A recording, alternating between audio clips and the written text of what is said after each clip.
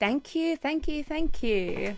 Hi, everybody, and so lovely to see you here in a way. I'm not seeing you, but lovely for you to be here with us. So we will talk about Ableton Live, and especially for beginners. And I just kind of want to say a little bit background of myself because I'm someone who grew up thinking that I'm not a technological person. I grew up really I grew up thinking that I'm going to be an actress. So something very non-techy. I was going to just be in front of people and be like, eh. So I kind of figured out only later in my age that, oh, I'm actually a nerd and wow, this is actually quite cool to do all this. So I'm just saying is that if I can do it, I'm a neurodiverse person who hardly even almost passed my schools. If I can do it, I can literally promise anyone in here, in this planet, can do this. I know that it can look a little bit like intimidating in the beginning, but I want to talk about that as well a little bit. So, example, we feel in music production a lot that, when we start something, we don't want to kind of embarrass ourselves, or we are really hard on ourselves because we don't want to fail. And that's the one keyword we're going to talk today about, failure. And in music production especially, this word is really tricky or the feeling is very big. Because in many, many art forms, we can see how, example, we know what art looks like when you're not a professional. We know the learning curve of learning to draw. It's very visual, it's very tactile, we see it around, we know what it looks like. But with music production, we don't see that. We don't see other people's learning curves. What we see is the radio standard stuff that is already out there. And, when we start something like Ableton Live, we have these expectations that are really unrealistic. And expectations that we don't even know what to expect. But as soon as we start doing stuff, it can feel very disheartening because suddenly your track doesn't sound maybe something like it could be in a radio. But what I want to tell you is you need to trust the process and you need to start music production from the perspective of enjoying it, exploring it, and just remembering that it's a process that brings you a lot of enjoyment. It does. It really does. And throughout, what more you do it, the more you conquer the fear, the more that you conquer the idea of just, oh, it's intimidating or whatever, the more you will start doing stuff that you love and the stuff that represents and looks similar and sounds similar what you hear in radio and what you hear around you. And that's a promise. That it will do that, but you need to focus first on just exploring and enjoying yourself. And as I said, if I can do it, I promise you can do it and everybody can do it. So today we will mostly just focus on fully beginner stuff. Like extreme beginner stuff. So if you are absolute beginner, this will be good for you. If you are more advanced person, obviously we have Rasmus in the comments. So please ask more questions on the comments and stuff. And also we will have Q&A sections. So you can also ask me stuff that might be more advanced or something like about my own workflows or whatever. Whatever you like. I'm an open book.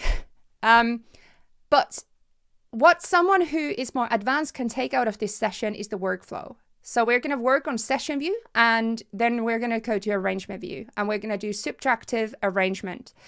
And maybe someone who is more advanced might be working on arrangement view all your life, but you haven't really tried session view. So we're going to go between those two views. So Elena, could you just put me so that we can see also Ableton Live screen?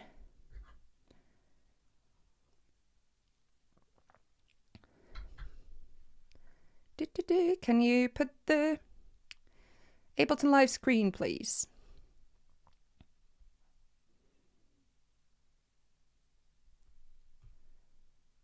Oh, my screen is not in the studio. Just a moment.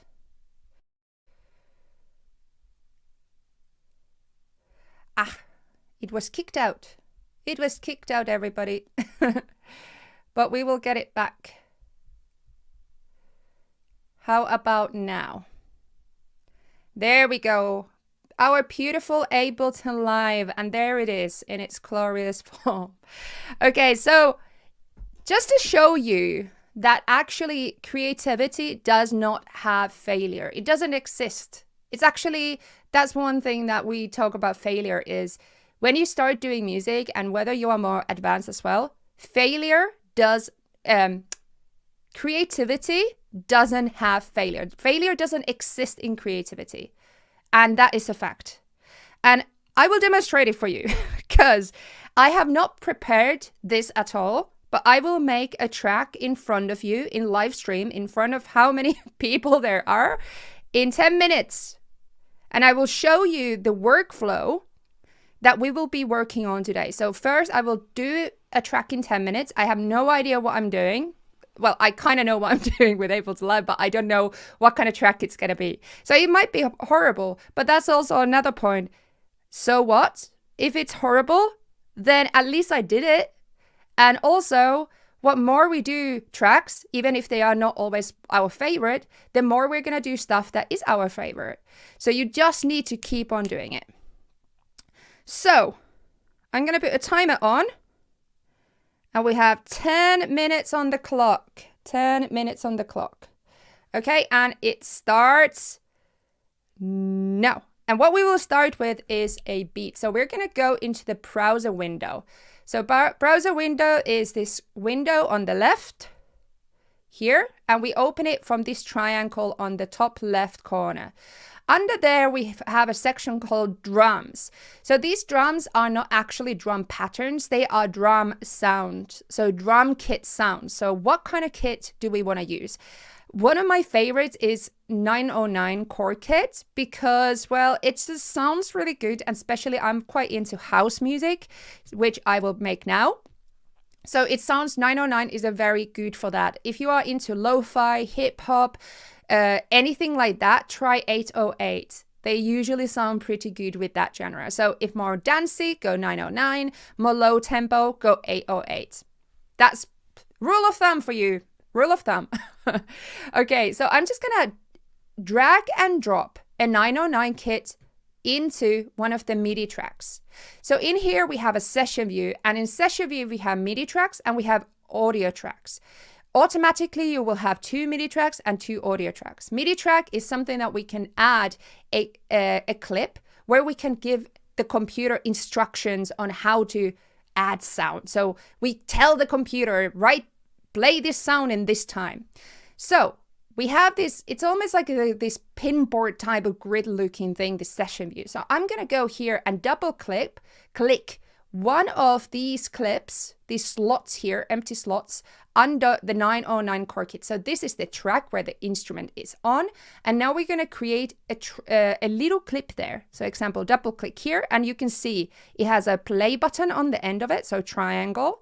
We have some circles, and that means that we can record on those. And the other tracks have squares on them. They mean that they are stop buttons.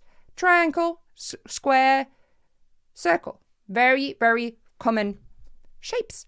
So I'm just going to go here now. So this is what's inside of this green clip here. You see that there is names of instruments on the left. So what I will do is that I'm going to go and add a bass drum. Every single beat of the bar. There we go. And then I'm going to go and add snare and hand clap on this so the second and the third beats of the bar. And now let's have a look how it sounds. So there was the triangle, and the triangle means that we can listen to it. Now it loops. You can see that here it says looping, so it loops the clip. Perfect. So now what we can do is we can actually go to the top right corner and we can take a pen tool. And what I'm going to do is hold down. Oh, nope. I have the pen tool, so I'm just drawing. I can hold down Alt while having a pen tool, but right now it also draws because I have the pen tool. That's kind of funny. And I could just put close hi-hats here. And when I press Alt, it actually makes a straight line, but my pencil draws same time. So let's listen to it now. Pretty cool. And we can also put an open hi-hat on every third 16th note of the bar, like this. Yeah. Okay, cool. We have 6 minutes left. So we have a beat here now. Perfect. And then what I will do is I'm going to also create a bass line. So we have one empty MIDI track there. Let's fill it with a bass instrument. So again, we're going to go to browser window. From browser window, we go to instruments, and instruments, we have a lot of options, but one of my favorite ones is wavetable. Anyone who watches my YouTube videos knows that I'm absolutely obsessed about wavetable, because I just use it in everything. So I'm going to drag and drop it to an empty MIDI track. So now we can create a really big bass sound. I'm a massive big fan of big bass sounds. So actually on wavetable, there is this arrow here that opens it up like this.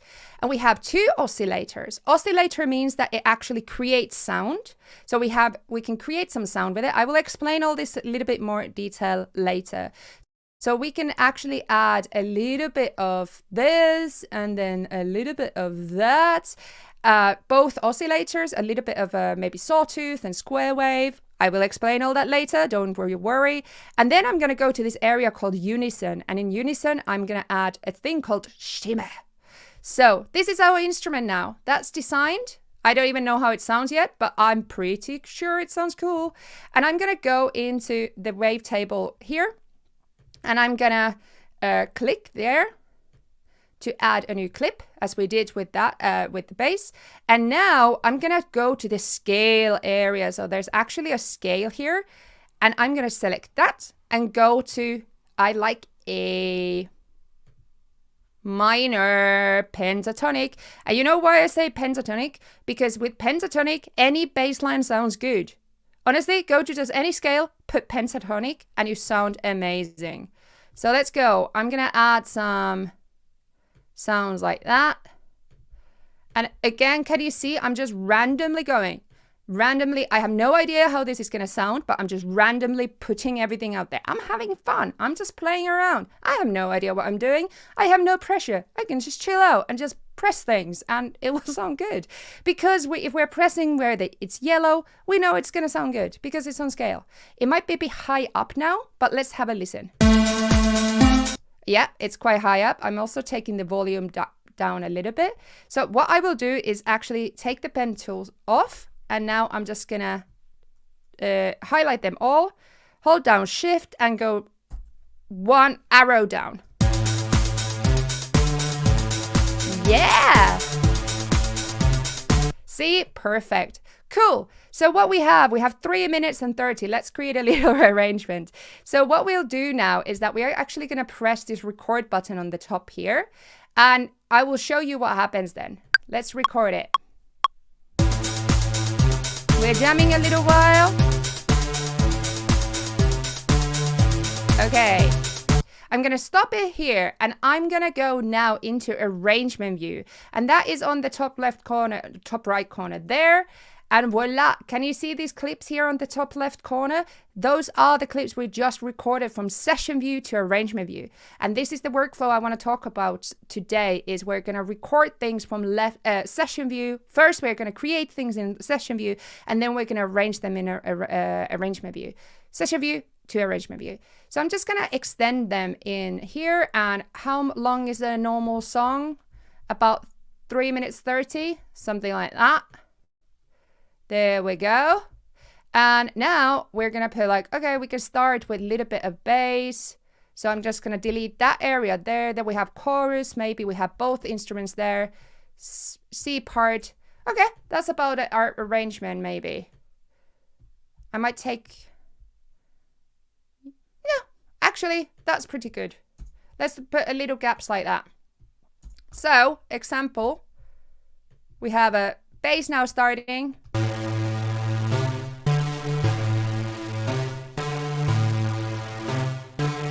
1 minute 54 and chorus. Yeah. Okay, so now we can go and actually go back to the browser. I have 1 minute 40 and I'm going to add one more instrument. I'm going to go to instruments and then I'm going to go into Simpler.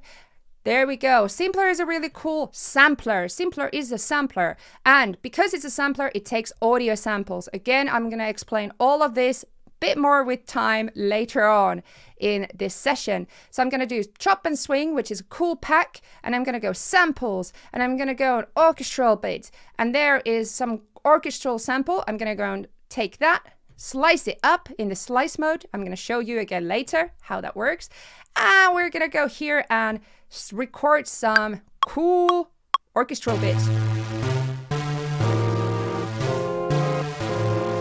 It's in a different scale.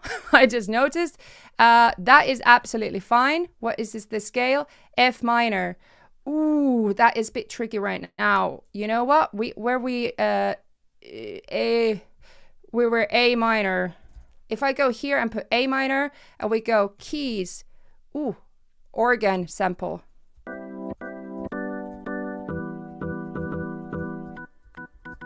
That is in A minor. Did you see? I went to the browser window, put it on the browser there, and I found a sample that was in A minor because that's what we worked in. Now I'm just gonna sample that on the top of it. Let's go. 18 seconds.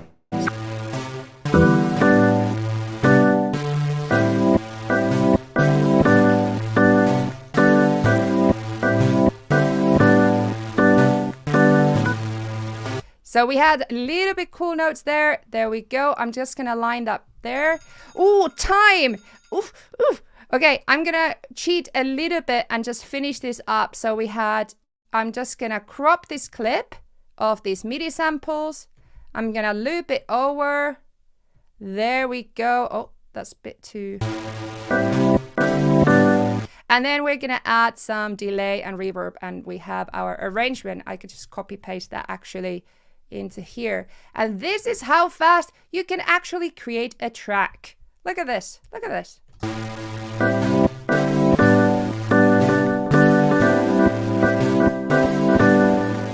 It's very, very, very basic, but what this has done, even just showing this really fast for you, is that this is a demo of a start of a song. In 10 minutes, I created something that has rhythmic bass, it has harmonic quality, it has arrangement, so we have sections.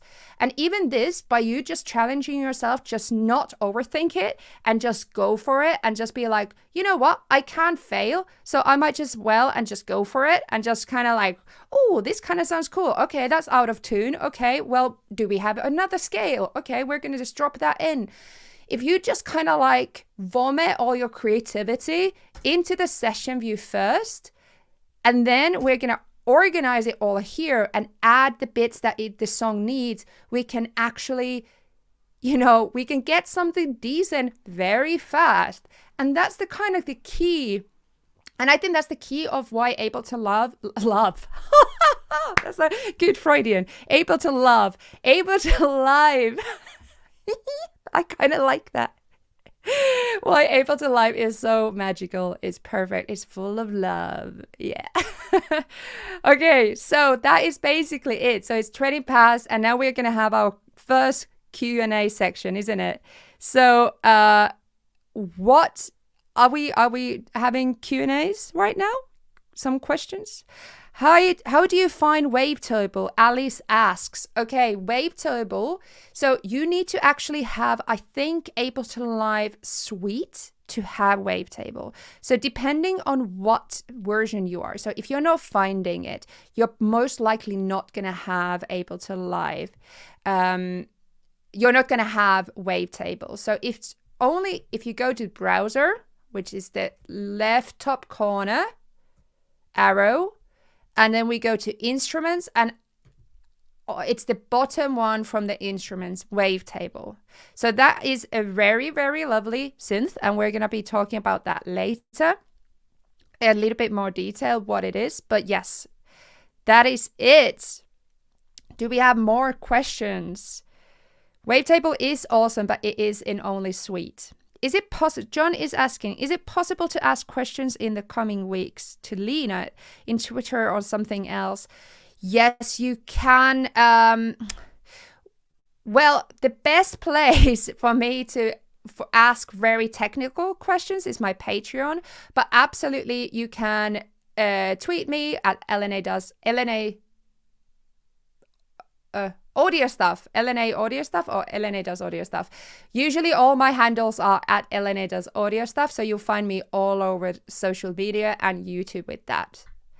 I also, there should have been a link for my YouTube channel, and there's a beginners, basically I do lots and lots of tutorials. So there is actually a playlist I've created that is for beginners in Ableton Live. And I explain all the instruments, all what is wavetable, what is simpler, all these workflows in very much in detail. So have a look at that playlist. I think Elna from Ableton does have that link and hopefully is adding that to the comments. More questions. Is there more questions? B is asking, I'm good at creating melodies, but I'm terrible at making a song structure and selecting sounds too. Is there any tips for me? Yes, so I think definitely, B, what you need to do is you're going to create all your melodies and all your stuff in here on the session view.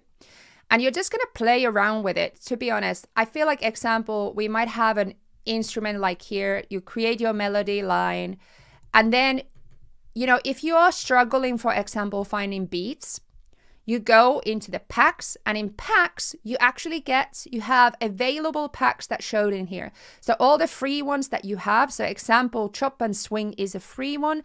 Everybody should have that. It has actually, example, drum loops. You can go here, drum loops, and then full loops. And you can just take something here, drag and drop it into session view, and then just play it with your melody bit that you have created. After that, you do exactly what I just showed you. You start recording, you press record.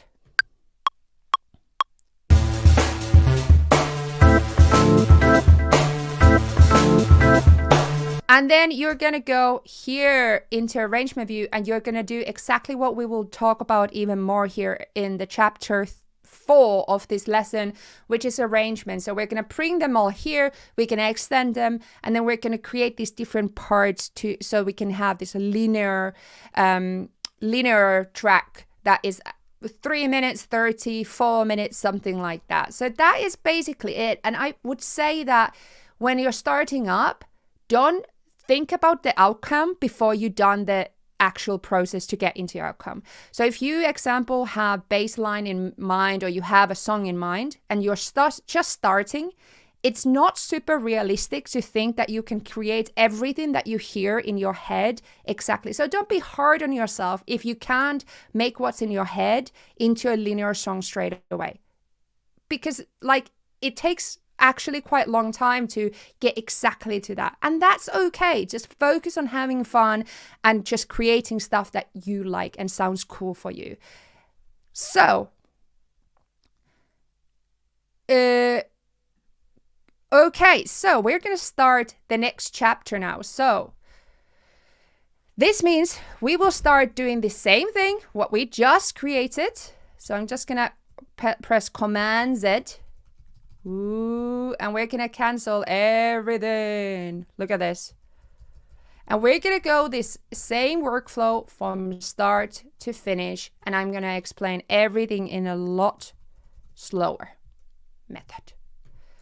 Okay, because that was really fast, but I just wanted to show you how actually simple and fast it can be. I think the thing is that if you're overthinking and you blame yourself too much in your head, like, oh, I can't do this. Yes, you can. You can do it. Absolutely. If I can do it, you can do it. So I just want to kind of show you how just putting out your ideas, something magical can happen. Yes, it might also not be super magical, but try again. Try another 10 minutes. Try another 15 minutes. Just kind of things will happen. Okay. I promise. I promise you. So we will now go into chapter number 2, which is beat and bass line in session view. So we're going to continue exactly what we did. So let's start again. We have 2 MIDI tracks and 2 audio tracks. And what we will be focusing on is obviously going to the browser window from the triangle up there. And we're going to go again to drums. And we're going to actually work on a thing called drum rack.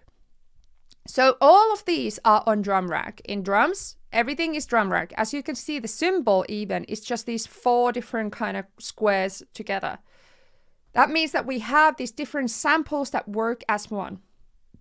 So all these are different preset kits that someone's made. Some beautiful person in Ableton has made all these things. Maybe not with one person. Maybe there's been a couple of people doing this because there's a lot of them. So they're just presets, but you can create your own as well. So there's an empty drum rack on the top of the page. So if you drag and drop that into MIDI track, what do you get? You get a empty drum rack. Look at what's the difference. So this is an empty one. And then let's take the 909 back. That has a lot of stuff in it. That's not an empty one. Someone's made this. Someone's put all these clips in here, all these presets and all that. That has already sounds in it. So it's absolutely okay to use these. I use these all the time. That's why they're there. They're there to be used. So don't take pressure on creating your own drum racks yet. If you're starting up, obviously it's a fun thing to do.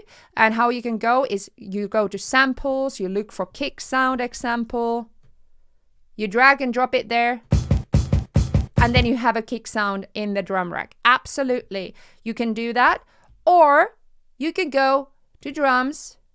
You can go and find a cool, let's go randomly, let's pick one random one. Like that, 707 Smasher. Ooh. Funky one. Another random one. Coral Kit. That's a really cool one. And that is just absolutely fine to use this. And this is actually a lot of fun because we have this function called hot swap.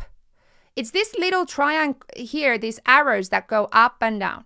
So if we hold that down, click it, we have swapping instruments, and we can just literally go up and down with arrows, search for new ones, and then we can press enter, and our kit will change into that. And it's super fast way to just kind of go through all the kits and find a one that you like. There we go. Ooh, that's a very juicy one. Let's create a beat with that. So we just created a house beat. We can create a house beat again. Obviously, you might want to have different type of beats for different genres. I have actually on my website, I do have a PDF showing grids for 30 different beats. If you want to have a look at it, I think it's 16 different genres. So it shows lo-fi, hip hop, house, techno, all the genres of like how to draw it in. So that's actually possible to as well. So what we can have, what we can do for house one is we can double click our instruments here. So we have the instruments on the left. You can see them here. Kick, cracking. So cracking, kick. We can put it here, here, here, and here. And what this means is that now we have actually a clip. The measurements, the length is 1 bar. And we can see the measurement here on the left. It's 1 bar, and 1 bar has in 4/4 measurements, we have 4 beats in a bar.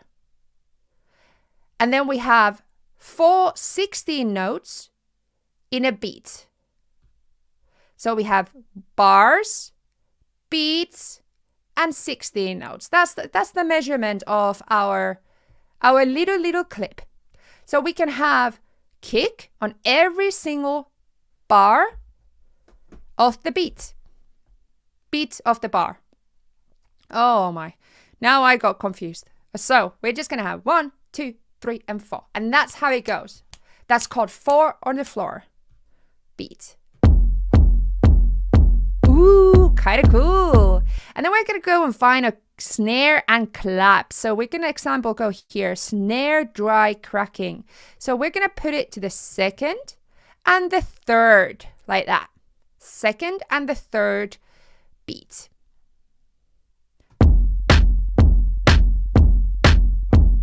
And if I want to change them, I can just go here to the keys and it highlights everything that is on that row. And we can example put them with arrows up and down and find another one.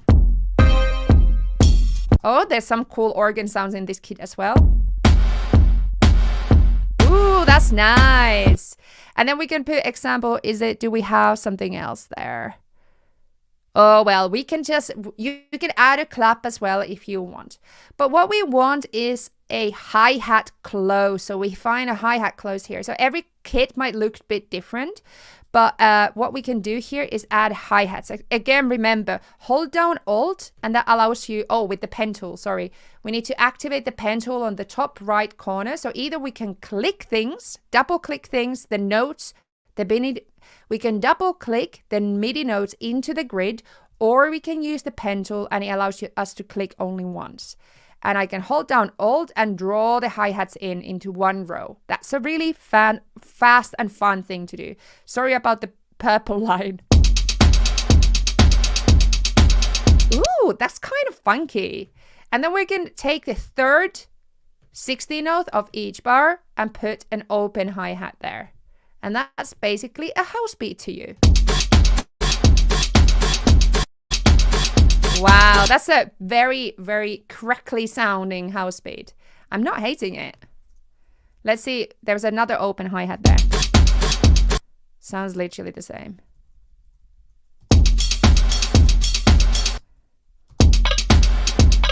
Ha, that's fun.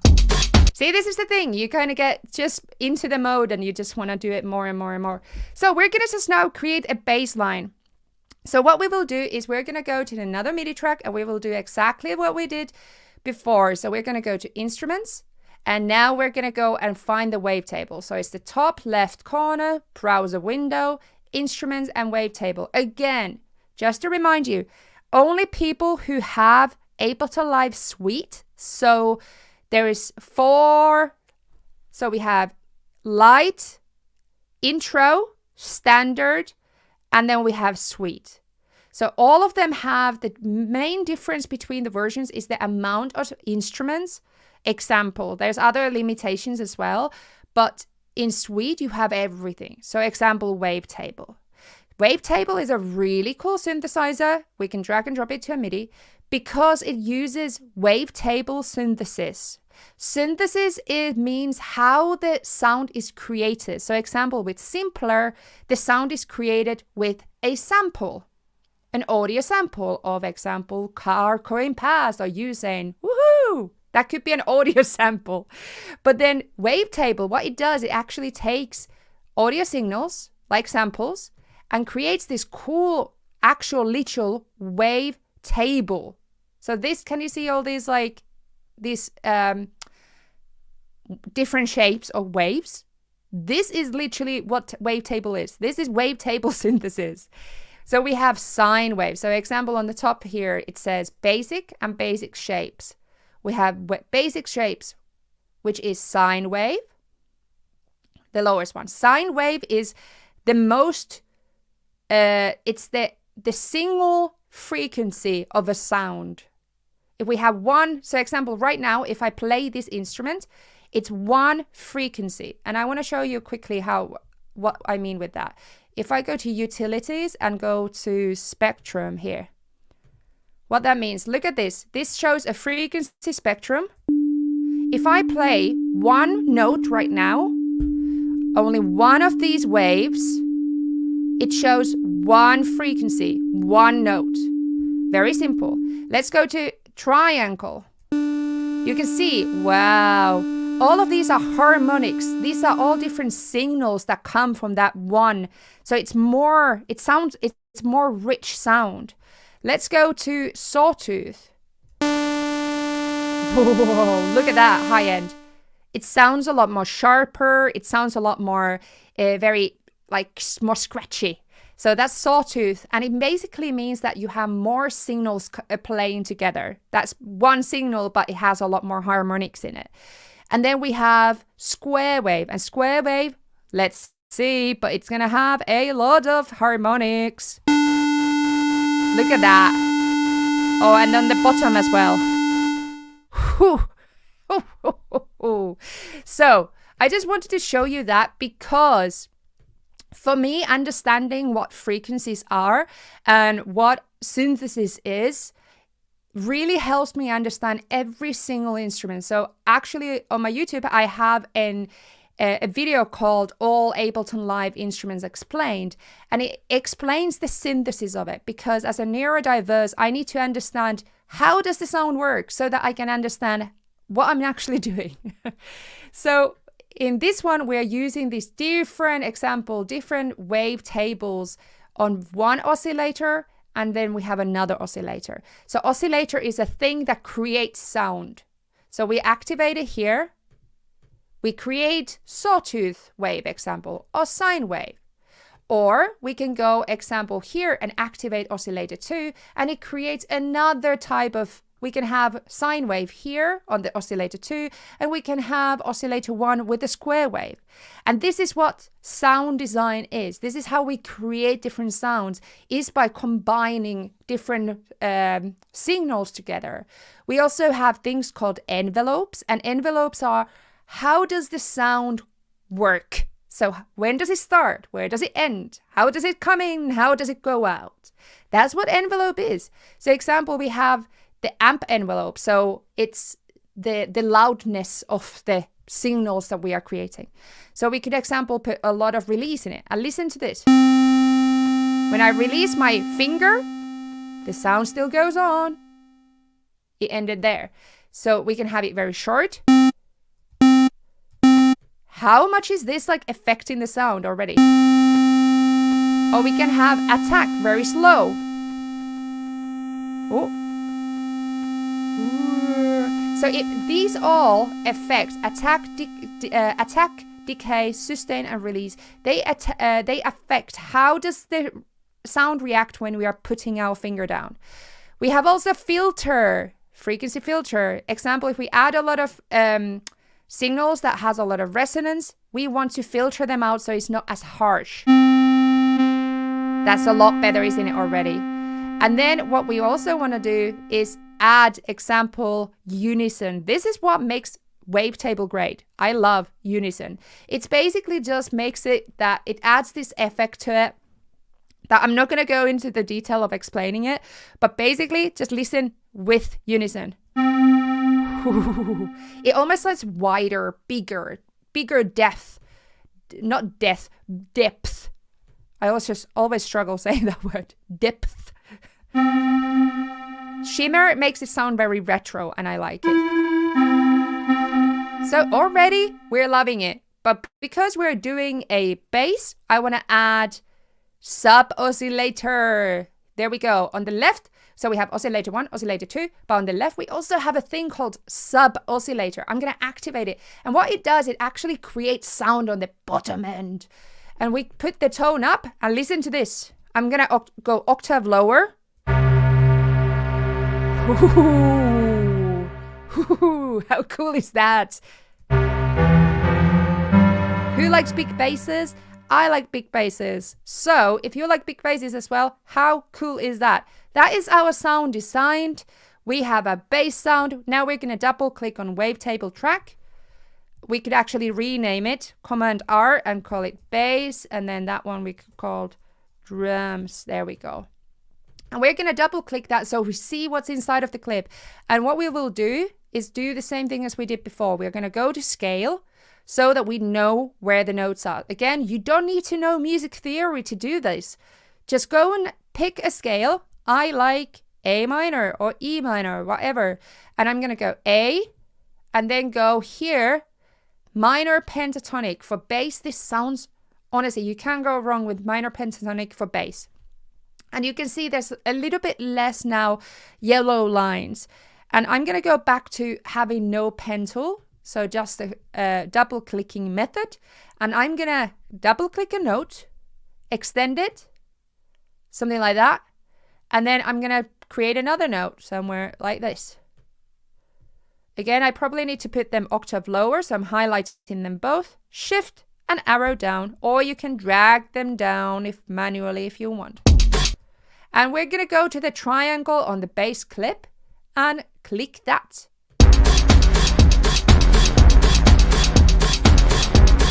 Kind of cool, but obviously it's a bit long, very fast right now. We want it to be a bit slower. So I'm going to go to the length of the clip. Can you see that? Length. Ooh, length. So I'm just going to type 2 in there. This means that the clip that we have in here is now 2 bars. So I'm going to put the other note on the other side of the bar. So we have one long note on the beginning of the bar. So we have 2 bars. One first bar is A, and the second one is E.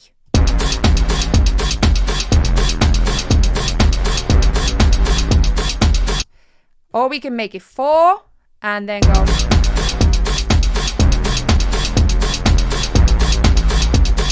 Leave some space there. There we go. Obviously, we can copy paste these clips and create variations. So we could hold down, copy paste this clip here, Command C, go to a next clip, Command V.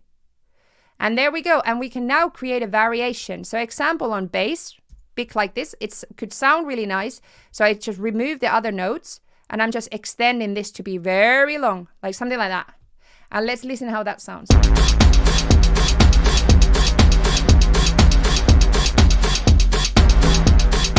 Yeah, something like that. And then with the drums, I do the same thing.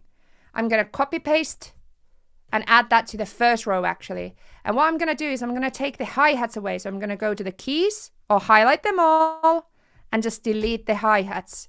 I'm also going to delete no, I'm just going to leave those. And let's listen to that one. So again, I'm going to go to the triangle of the clip.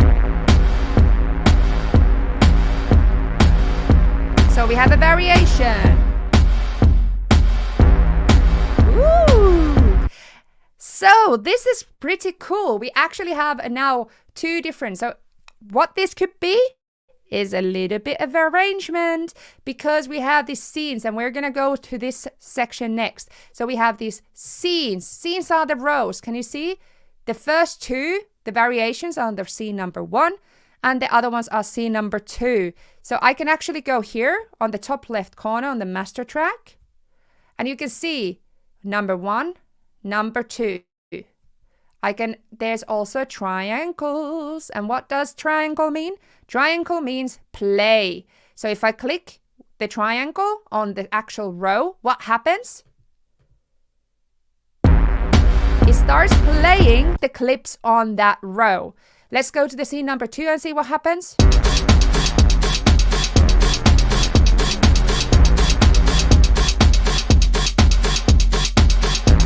And I can go scene number 1 back. There we go. We have verse, we have chorus, we have arrangement already by just creating 2 clips and the variations of both of those, adding them first row, second row, having scenes. We have different type of sounding sections, and this is already glorious thing called arrangement. Whew, that was a monologue. So, hey, question time. Ask me things. What would you like to know?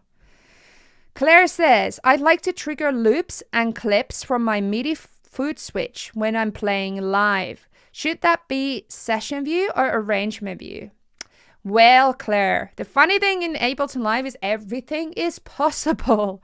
So you can actually play things in arrangement view as well, because we have different systems to do that in here. But do it in session view because it gives you, for live performance, a lot more possibilities. So if you have a foot switch, depending on what kind of foot switch it is, you might have a command where it just has play and stop. That's called toggle command. So it might have that you have, example here, a foot switch that activates this clip here. Toggle in or toggle on is that when you click it, it starts looping this clip here. So this is why session view is a lot more easier for you. So definitely session view is what you use for live performance. This is what I use for live performance. I loop here, so I could, example, record things in live while I'm on a stage. And the session view is amazing for live performance. You can also use arrangement view, but I would think what kind of, you talk about loop pedals and all this, I think what you are needing right now is session view. So session view, session view, session view. Okay, cool. Any more questions? Gigi and the Mix says, when you have many tracks, how do you ensure the master channel doesn't go into the red? That is called gain staging. Gain staging, if you actually, I have a video about that. This is like a self-promo central. I have a mixing course, and in mixing course, I explain what gain staging is. But gain staging basically means that we are looking at every single that comes in or every single that we are creating, and we always make sure that none of the oh my god, faders actually clip at all. So example, I created this wavetable here. There's a volume control here on the wavetable. You can see a little tiny fader on the right, and it looks green. So if that would be red, I would need to use this volume control to take it down. That's the first step. But also, I would make sure if I have a lot of tracks, I would make them around, example, -12 decibel, all of them. And you can see that the main master is now greener. Yes, it's quieter, but there's ways to overcome that. So then you would need to either ramp up your actual main output, or you might have things like limiter in a master channel and put your gain up from there. So always is a good practice, by the way, to have a limiter on your master channel. That will save a lot of ears. Lots and lots of ears. So, another question. So do gain staging. That was my point. Christian Gibbs says, do you normally write in session view or arrangement view? Good question. I usually, my most common workflow would be first do what I show you here in this session is to actually kind of put all my ideas first in session view. So just play around, look for clips, and then I'm taking them into arrangement view. So example on my channel, a couple of months ago, I did a album in a week and I streamed the whole process. That was intense, but it was fun. So example in this one, how to make an album in a week, that's a lot. So example in that one, I just created first couple days, I just created samples and experimented different sound in session view. I had probably like 30 different tracks of just me just putting sounds together. And then after that, I started to play them together and experiment. So, okay, would this clip sound good with that one? How about that one with that one? How about that one with that one? So I started to organize things to the scenes, the same way that I have here. So maybe I had one song in one scene, another song in another scene, and so on. And then I record everything to arrangement view and create the arrangement in there. And that's the workflow that we are doing right now. Sometimes I start also arrangement view. Sometimes I do both. Sometimes I write a little bit in arrangement view, a little bit in session view. It kind of just depends, but mostly I just do session view first, then arrangement view. Okay, it's chapter 3 time. I'm going to have a little bit of drink of water. And we're going to do arrangement and slicing. We're going to do an instrument called Simpler. But this is going to be, the next step is about what we just talked about. So we talked about workflow. Are we using either one of these views? And why we created these clips here first is again that experimental. So if we think if we have the outcome, so if we start doing here in arrangement view first, what can happen is a creative block very, very easily. Because again, you start thinking about the outcome. You have this, you start thinking about the outcome before you even done the process of going into the outcome. Does that make sense? So you So you go into you're thinking, you have this vision in your head and you're like thinking, oh, it needs to be this length. It's going to be like this.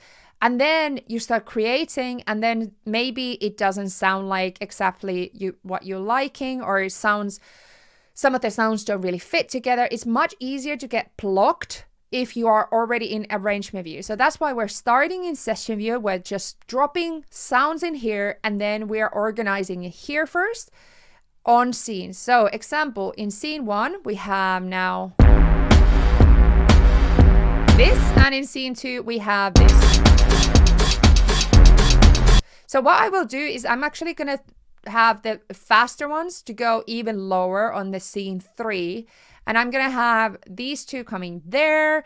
And I'm going to copy paste the drums into the scene 1. So I'm going to duplicate that one more time. And in there, I'm actually going to take also the snare away. So now we have 3 areas.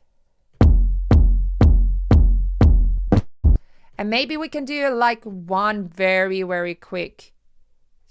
Oh, no, what I will do is actually one more variation. So I'm going to take the second clip and put that again to the beginning. So we have 3 variations of each. And I'm just going to put very short bass sound. Like something like this. I'm going to make it a little bit shorter. Ooh, mysterious. Ooh, it's kind of nice. So this is going to be called intro. So I'm going to go now and name the sections here.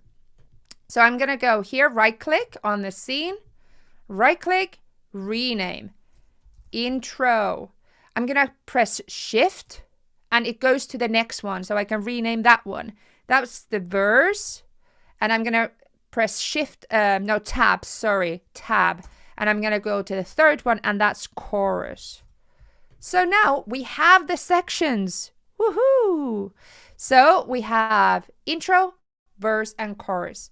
Now we're going to record them into arrangement view. And by the way, if you want to have a very, very cool shortcut, use tab to go between the windows.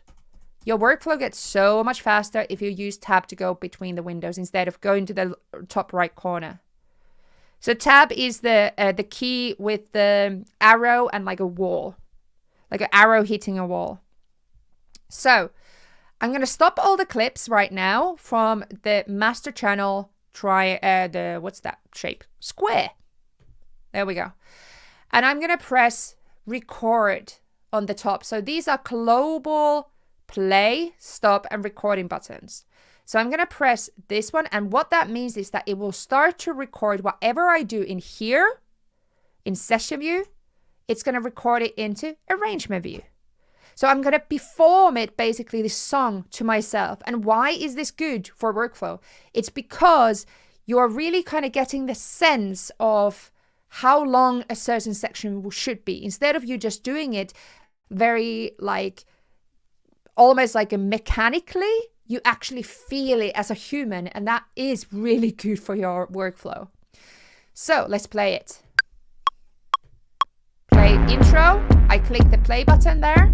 It's recording, can you see? Oh, maybe 4 times.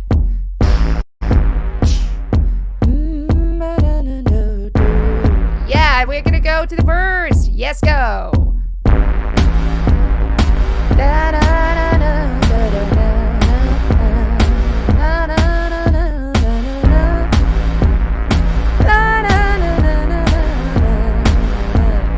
chorus.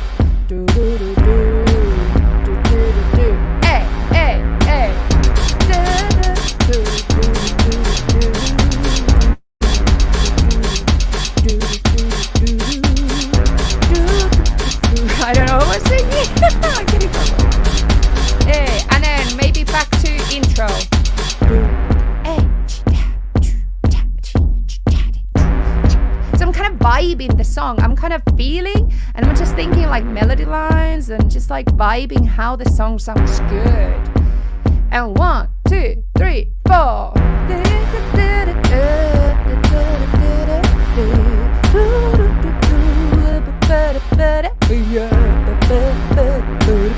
Okay, I'm gonna stop it there. So you can actually, like, when you're doing this by yourself, you can totally vibe out how long you want. But I'm gonna now stop it.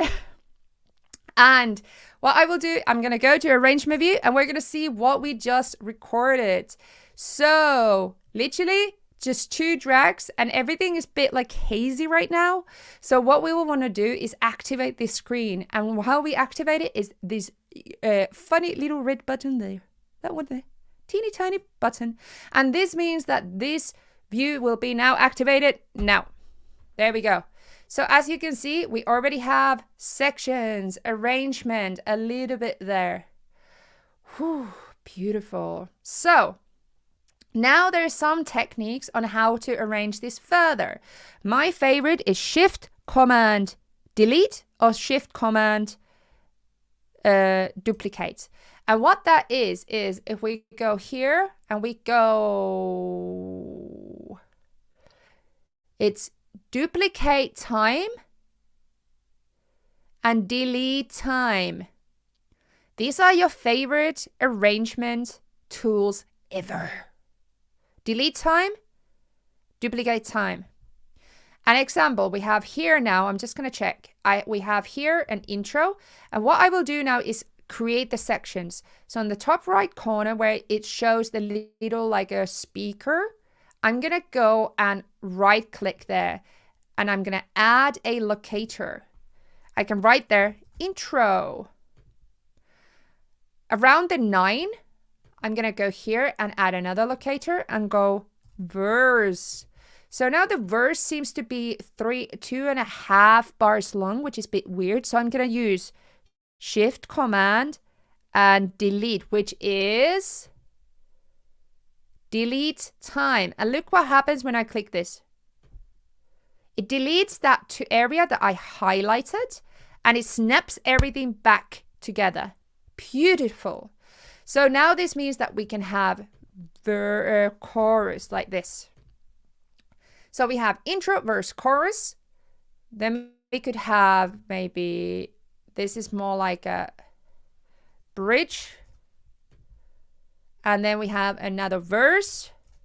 And this is a weird length again, isn't it? Weird length. So what I will do is I'm going to highlight this. And what I'm not highlighting the clips, I'm highlighting time. So on the bottom here, you can see timeline. So you can see these little blue like brackets. So those are actually showing the selection of time. So I'm selecting time and then Shift Command and D, which is duplicate time. Look what happens. It duplicates that area. I'm going to also delete those ones. So beautiful. And now I'm just going to go here, take the chorus, copy paste, and copy paste the chorus here. Add locator, chorus. Now we have a song that is 1 minute 30, bit short. So what we can do is duplicate things. So again, highlight the area of verse, duplicate time. Let's make it double longer. Let's make chorus double longer. Let's make bridge double longer. Let's make verse double longer. And chorus double longer. And actually, let's make last chorus double longer. So we have 4 on the end because it's a mega chorus. So this is very basic song structure. This is quite pop song structure actually. So I felt like it was quite poppy song, wasn't it? So we have intro, verse, chorus, bridge, verse, chorus. And this is one my little another little arrangement trick, which is adding gaps. So before verse, before and after areas, add a little gap. So I'm just highlighting an area of the drums and pressing delete. So listen what I just did here.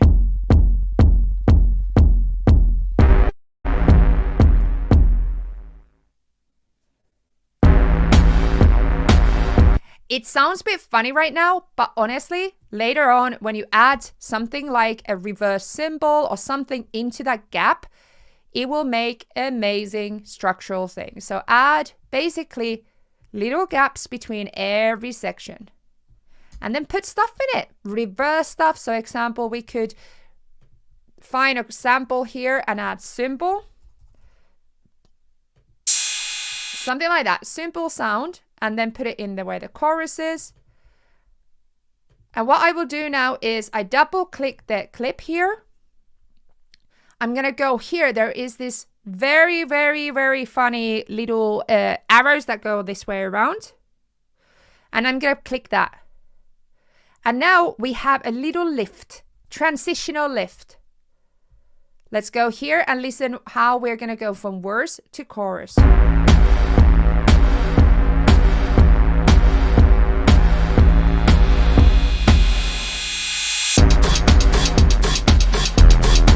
Perfect.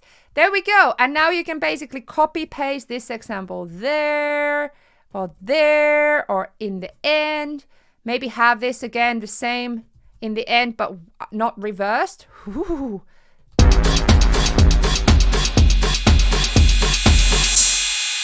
Oh, beautiful. And maybe we can have it also in the middle here where the chorus is, double chorus is starting.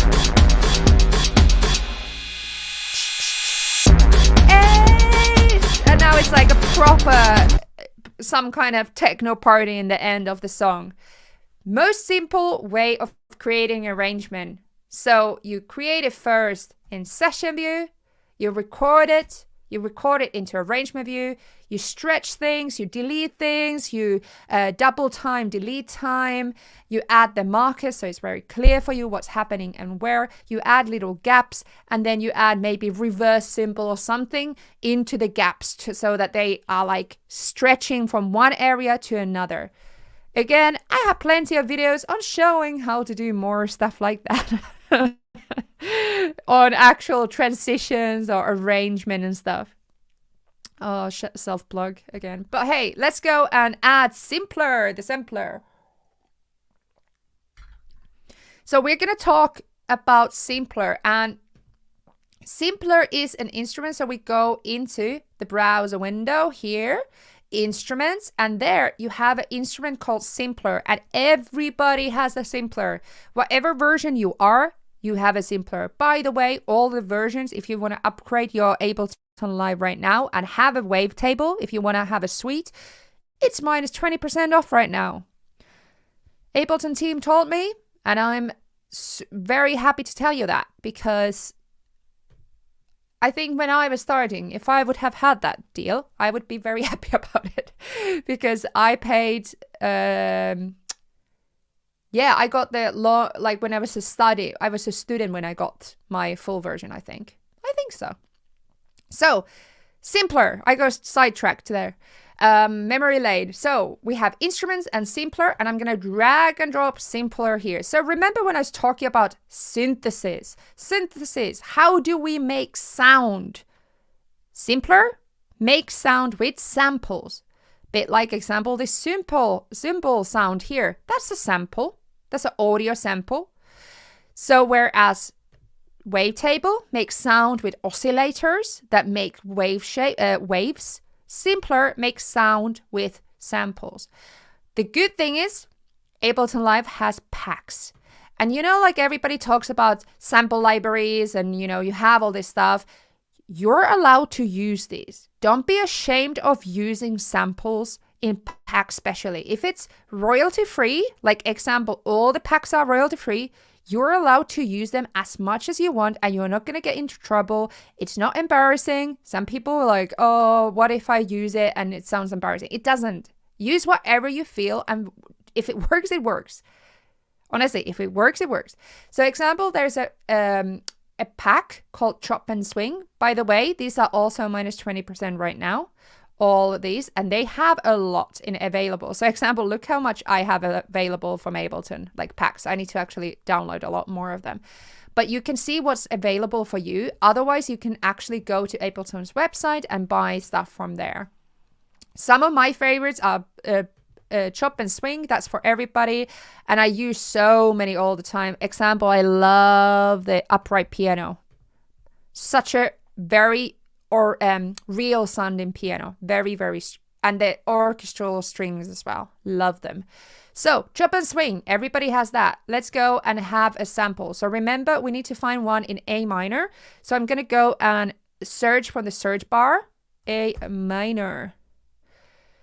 So music, on the chop and swing, we have sample, loops and chords. And because we have A minor selected, they will be showing only stuff that is in A minor. Let's see what's this guitar one. Ooh. Sounds kind of cool. How about if we go keys and loops? Nice. That sounds cool.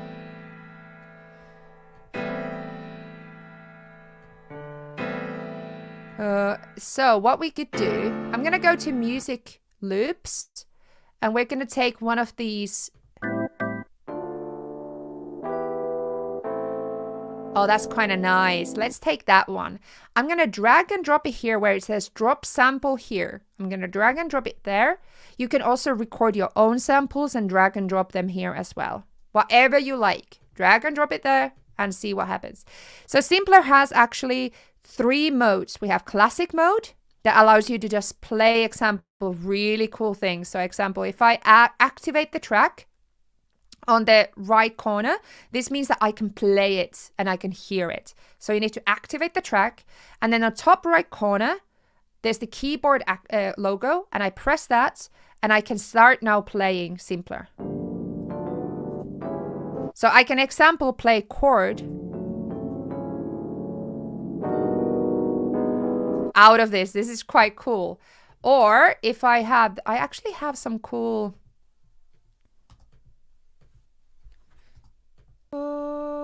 yeah, I have actually vocal chops that I've recorded. This is my vocal. And I can play my vocal like an instrument. Or if I would go to one shot, I can go here and example create a little bit like a kick sound or something out of it. I can fade it out, transpose it. I can do so many things with one shot. And then we have slice. So slice example, if we look for vocal. Standing in the rain. So we could example get that one there. That is a vocal little. Okay. Standing in the rain, further down in my brain, I was doing silly things just. So what with the chop, I can actually play all these vocals. Can you hear that? It chops it up. And I can play all the chops. And it's such a cool thing, especially if we add a little bit of, we go to audio effects and add delay on it. I add it just after the instrument.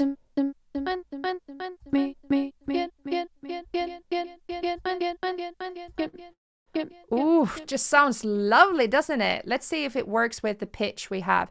I'm also gonna go and actually add some reverb, because why not? So we have hybrid reverb example.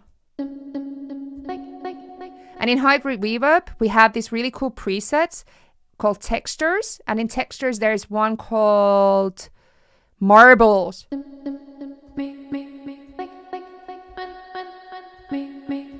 That sounds amazing. So to be honest, with Simpler, you can do so much stuff. So example, the vocal harmonies, the chords that I already played sound amazing. But now just chopping up some vocals that you can do by yourself, adding some effects, we can get really cool stuff. So let's see how it sounds together with the track.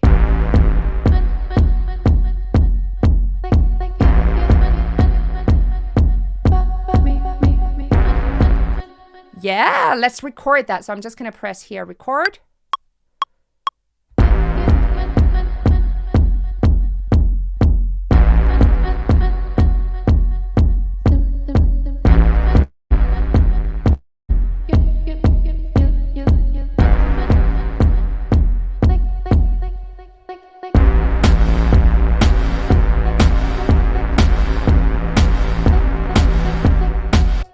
Something like this. It sounds kind of cool. Oh, I can go here, and obviously I can go and right-click this, select them all, right-click, and quantize. And this means that it will be on time. So example, if you play around and things just not sounding on rhythm, quantize it. Right-click, quantize, select all. So you can drag them or Command A, right-click, quantize, and ooh.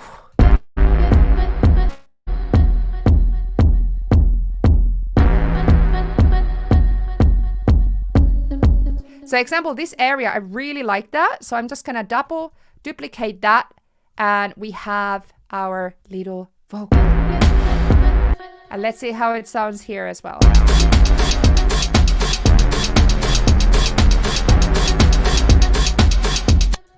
Lovely! This is quite loud, the drums, so I'm gonna put them a little bit lower volume. Gain staging.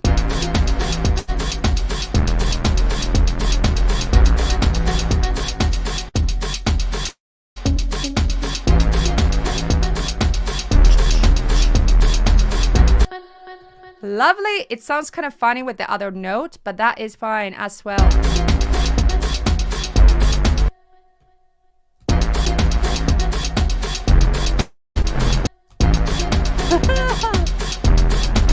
Yeah, it was correct. So that is it. So we can basically now just add stuff. We can copy paste these, put them in different sections. We can add instruments, we can play. So we could, example, go instruments, add wavetable, add chords, whatever we want. Now we have arrangement. Now we can add some vocals to it if we want to. And then we have a song. And that's how simple it is. Do we have questions?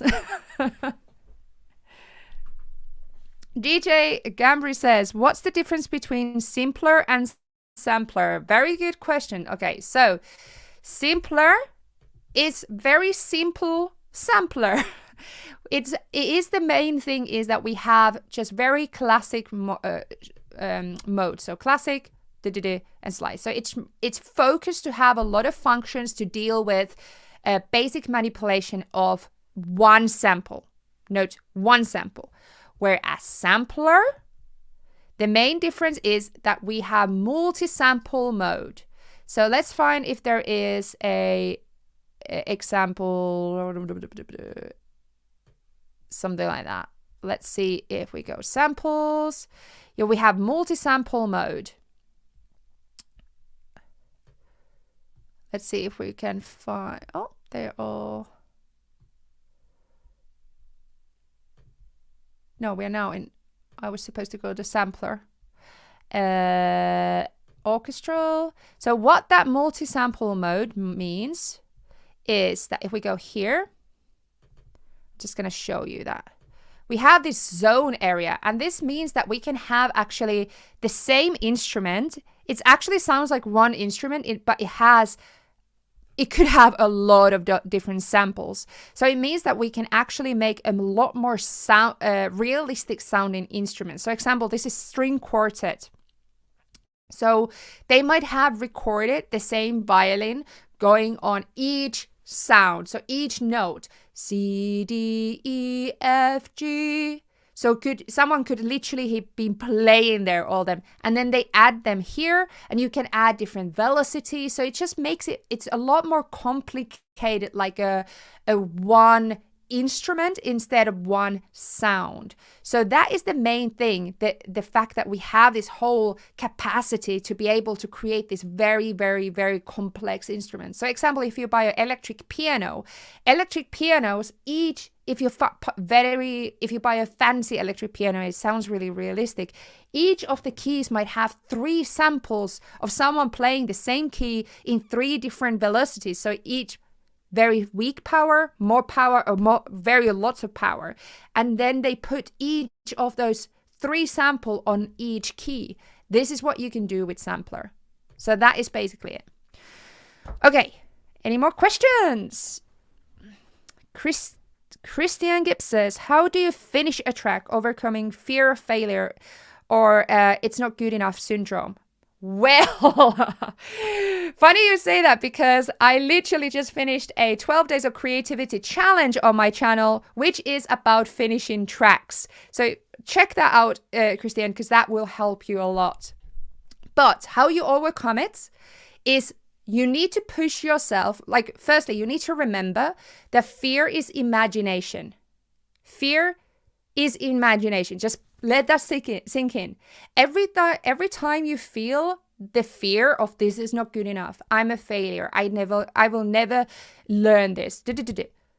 That's not true. It's not based on facts. It's not based on actual factual proof. There's no factual proof that you're not good enough or that the track is not good enough, because all fear is based on it's based on imagination, because it's your fight or flight reaction making you believe these things because it's trying to protect you. It's a protection mechanism that is extremely normal. Because you're trying to put yourself out there, your brain is saying, no, don't do this because you're going to fail and that's going to be embarrassing, blah, blah, blah. That is imagination. That is your body reacting and trying to protect yourself. So when you feel those feelings, you need to remember that. And you need to remember that what more you do and what more you overcome this, the more you just do it, the more you fail, the more you embrace failure and just believe that it's your journey and it's learning process, because every single one of us has done it. Everybody who has this who does it as a profession has failed millions and millions and millions of times, and it's okay, and that is part of the process. So firstly, put people who you look up to on your level and remember that they feel the same feelings as you. And what more you fail, the more you try. The more you try, the more likely you will give your head reminders and proof that actually it's not dangerous to do it. You're not hurting yourself, and it's okay. So the less fear you feel. Okay?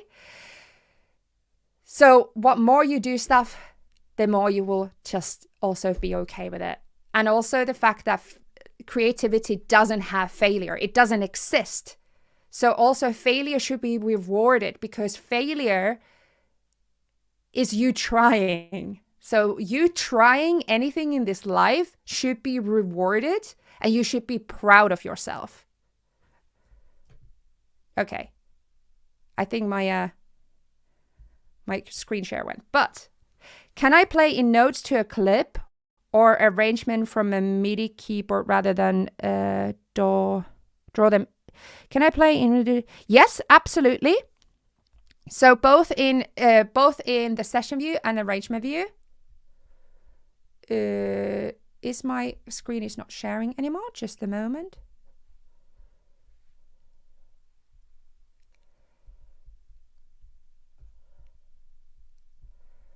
Okay. In session view and arrangement view, the only thing you need to do is just activate the track. So both when here or here. This is the record activation button. This allows you to hear your track and allows you to play with your MIDI controller. Depending on the MIDI controller, you might need to connect it here in preferences. Here. So example, I have Ableton Push 2. Launchpad X, LBD8. So all these will be automatically connected to here if they're connected to your computer. If they are otherwise, some other ones, you might need to do some more MIDI routing, but otherwise it's all connected automatically if it's Novation, Akai, or Push 2 example. So then that allows you to play it. Or you can play it with your keyboard, so A to L on your keyboard if you have this button here activated. So this is me pressing now my keyboard. And then that allows me to record it either on the clips, pressing one of these circle little balls there, or recording it here using these global recording buttons, the way that I just recorded these ones here. Okay. Is there more questions? Hi, LNA. How long you using Ableton Live? How long did it take you to become Ableton Certified Trainer? Do you use Ableton Push? When does acting career start? I love these questions. Hey, how long you been using Ableton Live? I've been using Ableton Live since 2013. My first version. I think I have it still here. I can't. Oh, somewhere there. Basically, my first version of Ableton Live was Ableton 8, Ableton Live 8. I got it free with my Scarlett 2i2 interface packet a long time ago, so it's almost 10 years now. I just started to, as a joke, to make music for my friends when I was traveling, and I'm from Finland, and I moved to UK, and I was making songs jokingly. So that's where I started. And how long it took me to become able to certified trainer? Well, a couple degrees later, I studied commercial music in Scotland, and then I did my master's in music production, and then I became a lecturer. So quite many years, I would say, almost eight years, I think, to become a certified trainer, to actually teach it. But also running a YouTube channel and doing tutorials was very, very good teaching method for me to learn Ableton Live, learn music production, because by teaching things, you learn so much. And yeah, I didn't become an actor, but even though I was supposed to, but I become a YouTuber. That's close enough, isn't it? Anyone else have any questions? Do we still have time for questions? John says, can you tell something about audio connection in preferences? Or just something. I can tell you something about it. Absolutely. So if we go to preferences, by the way, there is command comma is a shortcut to preference. So that's a very fast way to go. Instead of going here and preferences, it's command comma. So audio preferences, we can find them in here. And then in there we have input. And this is where your sound comes in. So example, I have Scarlett 2i2 interface. So I could select that one in. My microphone is... And now, can you see here? You can see external in and 1. And this is my microphone signal coming in. So example, if I now would go here and press, activate this track and press record, I could record my voice because I have Scarlett 2i2 interface selected as an input. Output is where you can hear your sound, whether that is, so right now I have a screen flick loopback, but I could have it, example, Scarlett 2i2, and that means I can hear it in my headphones or my monitors or my studio. So that is basically input and output, the basics of the audio connection. And this is important. So whether you have, example, computer, you might be recording with your computer, USB live camera audio example, or you want to hear it from your, so I have a Mac Mini, so Mac Mini speakers. So wherever you want to hear your audio from and where you want to record it from, that's where you select it from. Okay, one more question. Do you use multiple monitors? I have a one pair of monitors, and then I have good headphones. So I have actually new monitors called Genelec 8331A. They are bloody brilliant. I love them so much. And before that, I have Yamaha HS7 monitors. So my Genelecs are quite new addition to my family, and they've been extremely lovely to me in the past couple of weeks that I've been working with them.